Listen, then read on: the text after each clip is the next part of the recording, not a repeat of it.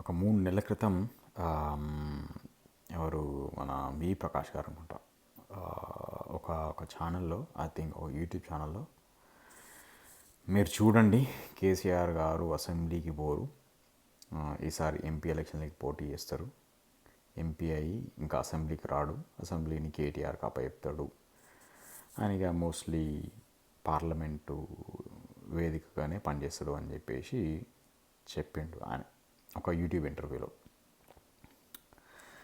నాకు అంటే కేసీఆర్ గారికి ఇంత దగ్గరున్న మనుషులు కూడా కేసీఆర్ గారిని అంటే అర్థం చేసుకోలేకపోయారు అనే విషయం నాకు నిజంగా నిన్న సర్ప్రైజింగ్ అనిపించింది.